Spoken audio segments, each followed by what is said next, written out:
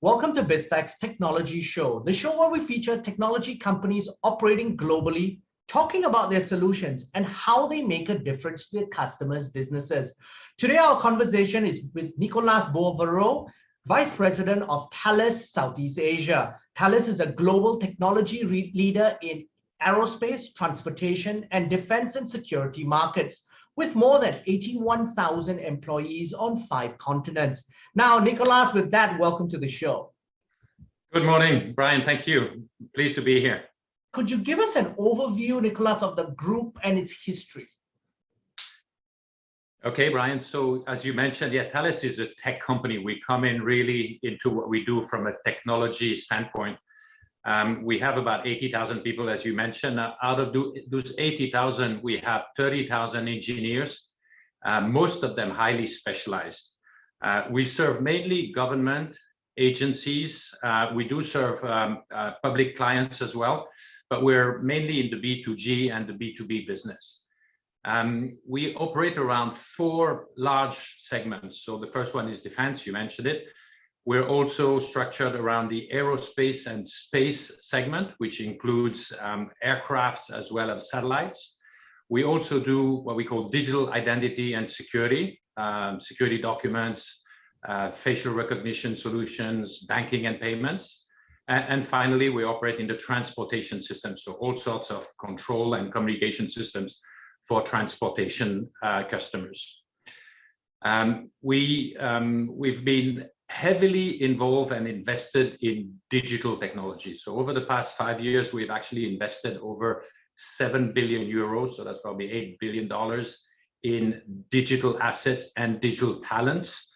In 2019, we acquired a large company that used to be called Gemalto, that is now part of Thales. That's our digital identity and security pillar right now.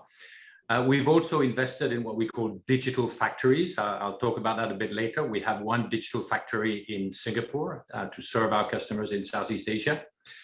And we also focus on technologies like cyber, big data, IoT, and artificial intelligence in particular.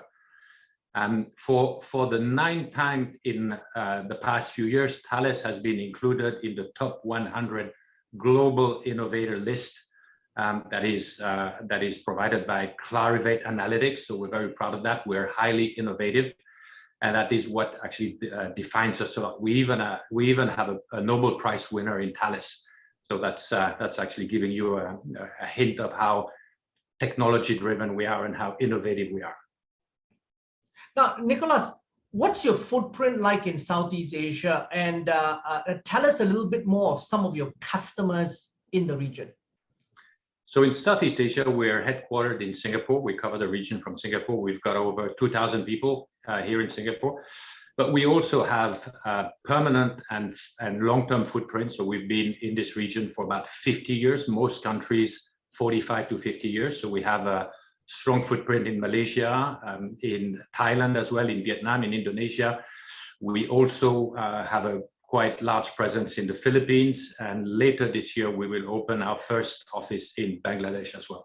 So as you can see, we're present in pretty much every large country in this region.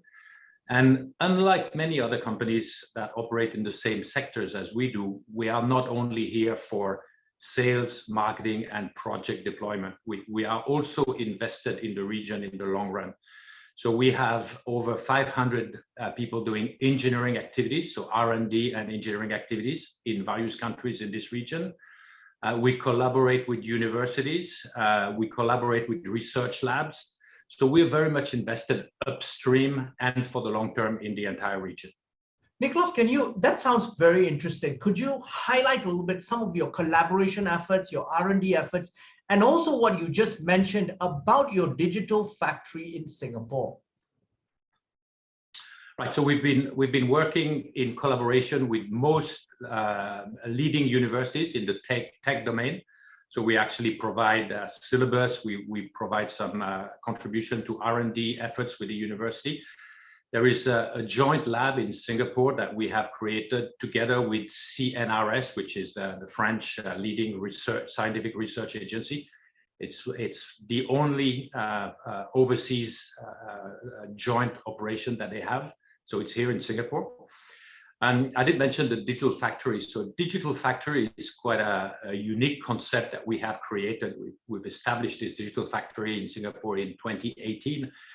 And in this operation, we have a number of software engineers that are operating in agile mode. And so what they do is they start an early discussion with our customers.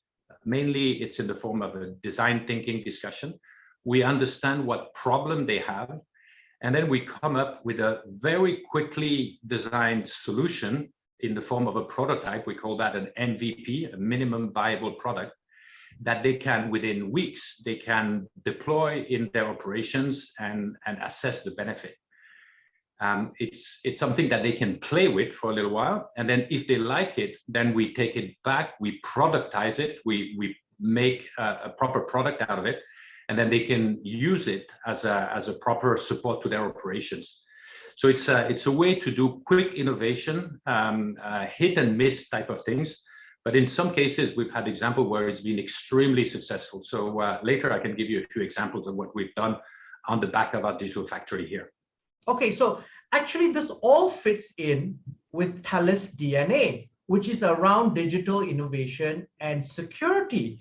And really this rapid prototyping, your digital factory, is really that direction, isn't it? It's around getting solutions quicker to customers, innovating, and then, as you said, then productizing it.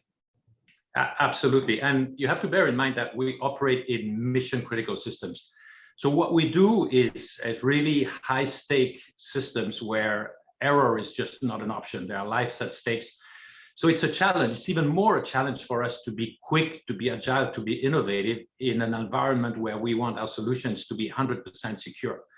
So this digital factory is really a good way to get us to that point where we can meet customers' demand even before they understand them. So this design thinking initial approach in some cases reveals things that our customers do not even know themselves. So it's quite an interesting process. And the other thing that I will mention as well is, as we went through a number of prototyping sessions with our customers, what we realized is that in many cases, our customers are interested not only in having those prototypes or MVPs very quickly so that they can play with them, but even better, they're interested in designing and coding those prototypes with us from the onset. So we went on from having our own digital factory with Thales developers in it to setting up what we call joint labs or co-labs with customers, where we actually use the Thales methodology, the Thales software tools, but the software developers that are involved in designing those prototypes are actually teams that are made of partly our customers, partly of our own people. So by doing so, we also facilitate a higher transfer of skill, which is also something that is very much in demand in this part of the world at this moment. So because that co-creation methodology is exciting, as you said, because a lot of your customers are governments, and governments want technology transfer and also talent development within their own countries itself. And obviously this is making that happen. But there's a downside to that. There's also, because you are in security and cybersecurity today are topmost, not only for governments, but for CIOs, for every individual in a business. How do you engineer that from the beginning? That's a very good point. It's a very important point, even more important now than 2 years ago. I mean, with the COVID, we've seen an exponential rise in cyber attack and ransomware. I think I've read somewhere that there's been a 168% increase year on year on those type of cyber attacks in Southeast Asia. So it is definitely a huge risk and a huge threat for our customers. So where we come in is we have an approach to that, which we call cyber by design. So the system that we are actually deploying and selling to our customers are, from the very beginning, they are designed to be cyber secure. We do not believe that a meaningful cybersecurity can be achieved as an add-on or afterthought to any given system. So when you come from that basis, that you have a much higher protection level, and then the second step is really about maintaining that cyber protection over the years, because having it at a given point in time is one thing, But given how fluid and how flexible this environment is, new threats are coming every day from every different angle. So you need to make sure that you maintain your infrastructure at the best cyber protection level over time. So that's also something that we work on very closely with our customers, and in some cases with our partners in these co-creation labs that I just mentioned. So Nicolas, in terms of the region as a whole, and your remit is ASEAN, the region has undergone tremendous digital transformation in the last 2 years, forced upon, of course, by COVID-19, and basically innovation that's supposed to take 10 to 15 years has been squeezed in 1 or 2 years. What role have you played in this journey? So yes, we've seen that journey accelerating, as you mentioned, and I think it's been out of necessity in many cases. And we've seen an increase in digital investment. We've seen 75% of Singapore firms accelerating the rate of their digitalization. But maybe even more important than that, we've seen a change in mindset, that there is now, out of necessity, a much more digital and virtual mindset. So we've seen some customers in this region that have been traditionally very bureaucratic, very paper-based type of customers, that out of necessity have actually realized that the only way for them to continue their operations in the past 2 years was actually going digital. So I will give you an example, which I can't be too specific about which country and which customer it is, but it is a country for which a customer for which everything was paper-based and extremely slow in the decision-making process.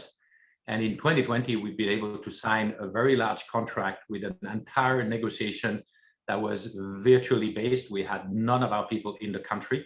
We had a contract signature on a virtual forum.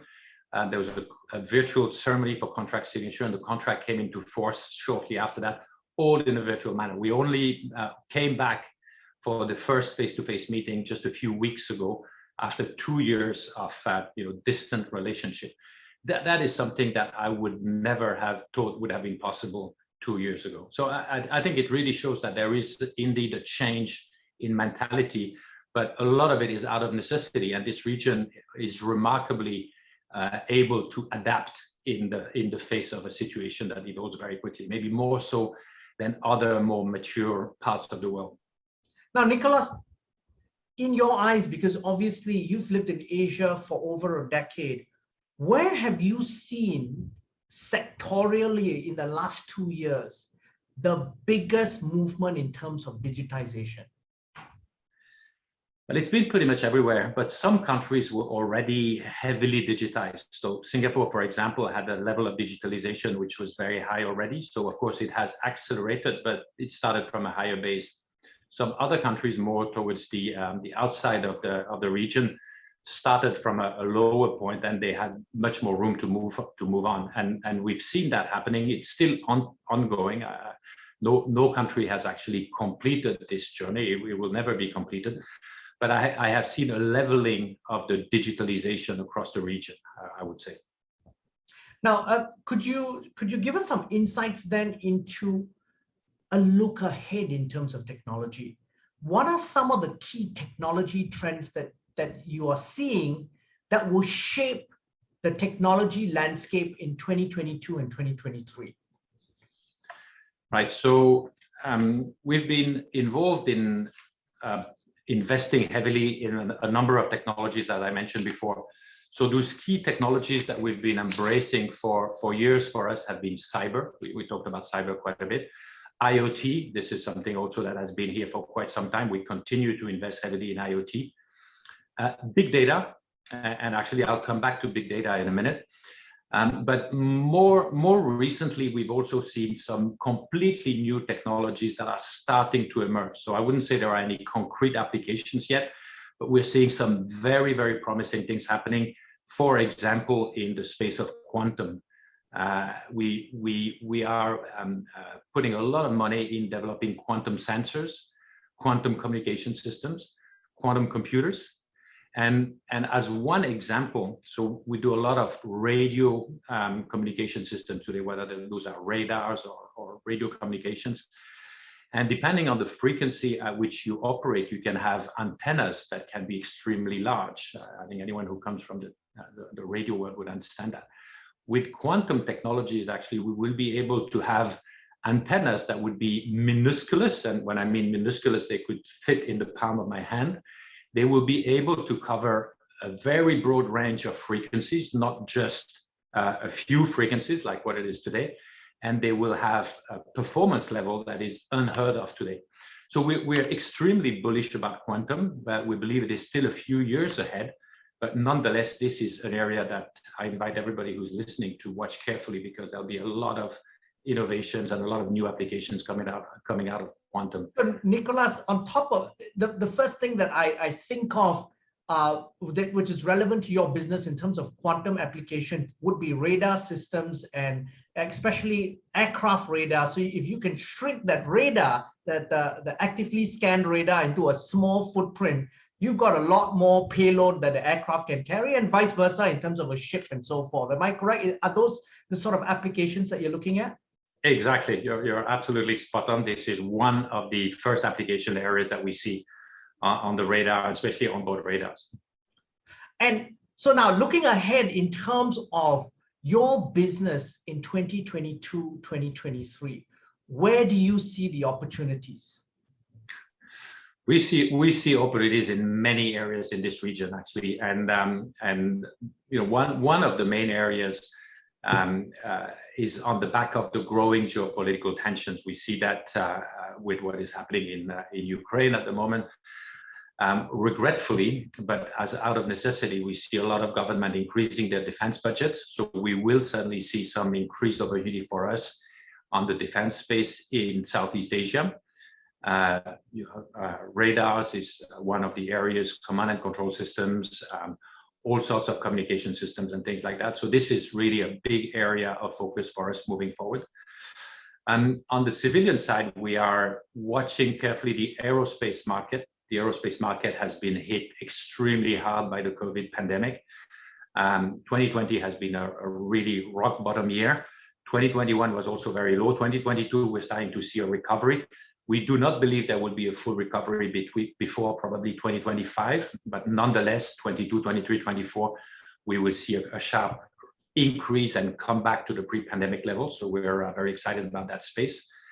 And the overall infrastructure market in this region remains also one that has huge needs, whether it's transportation, whether it's communications, whether it's air traffic management systems. What we call infrastructure at large is an area that in some instances there is a need for modernization and upgrade for old systems. So that's a big part of the market that we're focusing on.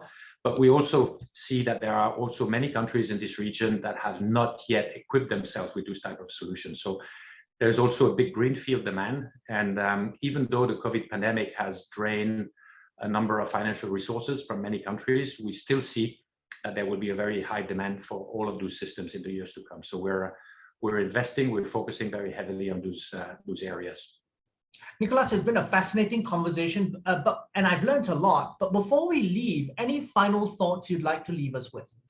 Yeah, so there's one point that we haven't touched on. So we're talking about all those new technologies, big data, quantum, and all of that. And there's one point I'd like to make is, as we have higher computing capacity, we are able to apply more brute force into processing and making sense of these data.